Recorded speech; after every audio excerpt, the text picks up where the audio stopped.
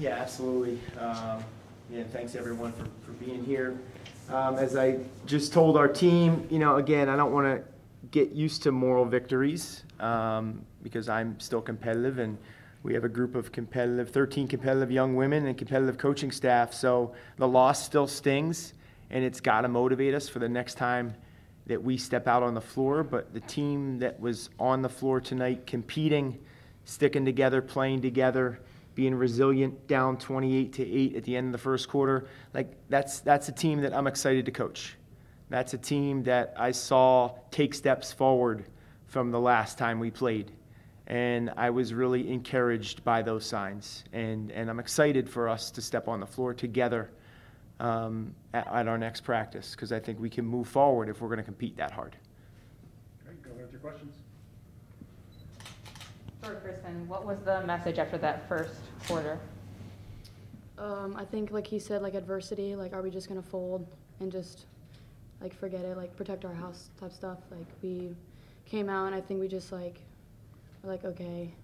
We just needed to settle down, honestly. I think we're a team that needs to, get with the flow. Especially me, came out and had, one turnover at the start. So for me, it was just, get in the flow and just get our team together. And I think the message, he called a timeout within, the first 3 minutes, I think. And he was just we need to slow down. We just need to play like we did in practice the past 2 days, which were great practices. So, yeah. Coach, what were the differences that you saw between the first quarter and then the second and third quarter? Well, I think we did. As Kristin said, we did settle down. Our first couple possessions, we had some turnovers, some deflected passes. We weren't as sharp as we needed to be, and we have to start the game off sharp. Obviously, we made the change in the starting lineup because Kristin's been practicing really, really well and helps with our pace, helps us play fast, and is a real scoring threat. And, those first couple minutes, we didn't get great shots. There were some possessions we turned it over and didn't get shots. We had an opportunity to get off to a better start and didn't. And then, again, as we settled in and took care of the basketball and ran through offenses and stayed in offense, I think the tide started to turn for us. Kristin, in the second and third quarters, you guys had a lot of shots going in. What really motivated you guys to get on that run and causing Harvard to call those timeouts and really just motivate your team with that? I think once we started scoring and seeing the ball go in, and then I think someone got an and one, and then next possession we got a steal, and then they got a turnover, and then we got a charge. Those things really help us. I think charges, we just build off of those, and then just getting one good possession at a time, I think is his main goal. Just one possession at a time. We'll score. It'll go in at some point. I think when I got the and one and we were only down by 10, I think that was a really big momentum change. And then we just kept on building after that. And then we just got to get stops defensively. We got to talk and we got to rotate. It's a big deal. Coach, what do you learn in a loss like this and take into Monmouth on Sunday? Well, again, I was encouraged by our togetherness, by our fight, by our ability to stick together after a tough first quarter. So again, I'm encouraged.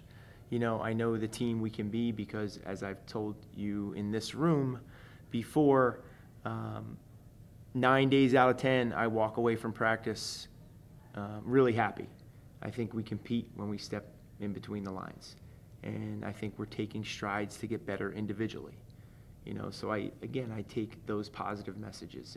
And our team knows I focus on really the same couple things each and every day, and we're going to keep focusing in on them for our prep for Monmouth and keep taking steps forward. And again, really excited and encouraged moving forward. If I could piggyback on what Kristin just said to your question, I know it is so hard and so many coaches talk about it. We can't let our offense, inspire or create our defensive activity.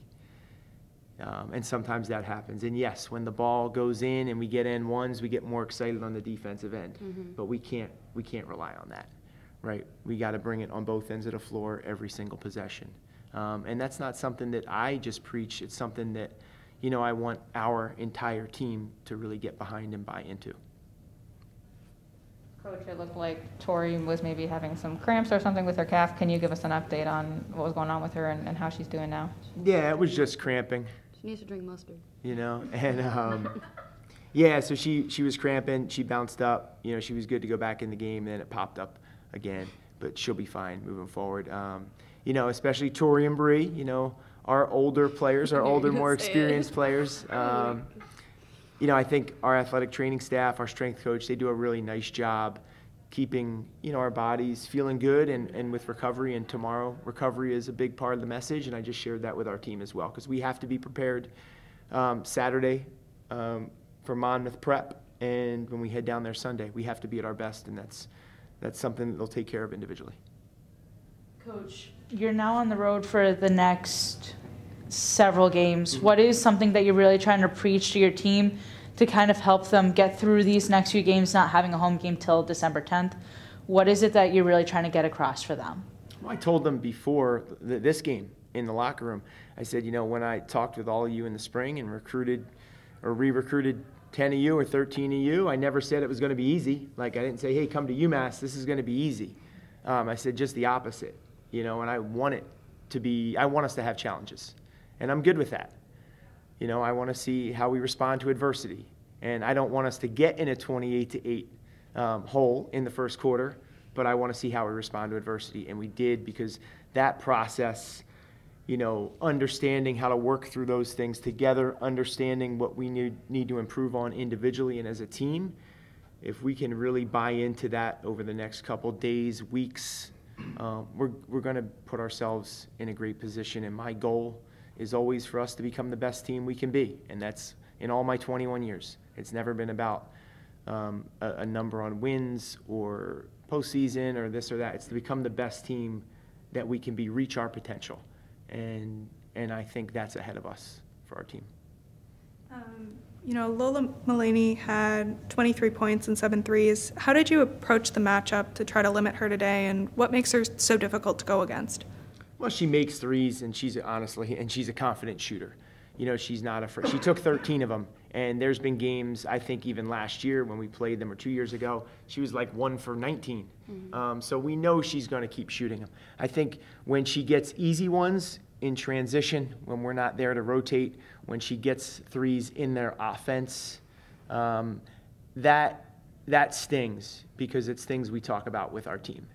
If she's getting a 3 off 14, making a drive and throwing an unbelievable pass, okay. You know, she'll get a couple looks like that a game. But when she gets threes out of their offense, off of screening action that we talk about with our players or in transition, that we feel like as a staff we can control those situations, that's where we have to learn. We have to limit the opportunities for them when we can control them. Coach Leflar, you said after your first victory that it feels the same. Does losing feel the same as a head coach, or is it different? You know, it probably feels the same, because I haven't been asked that one yet. Yeah, I was going to say that. You know, my process is really the same. I'm going to go back, I'm going to watch the film, I'm going to help us get better. And I've done that for the last 21 years, no matter what my role on the staff was. And typically I'll watch the game the night of. So I'm sure tonight, once I get my kids in bed and we're settled at home, I'll turn the game on and we'll take a couple things and try and learn from it. You know, and it's 1 or 2 things to help our team get better. You know, I think I said after the win, like, I enjoy being able to deliver the message to our team. Because for me, it was an optimistic one. Yes, I'm not satisfied with us losing, but I was encouraged, and I do enjoy that piece of it. All right, one more for Coach or Kristin. Kristin, what is a few things that you want to take away, as yourself and your team wants to take away from this to kind of help yourself with the next few games?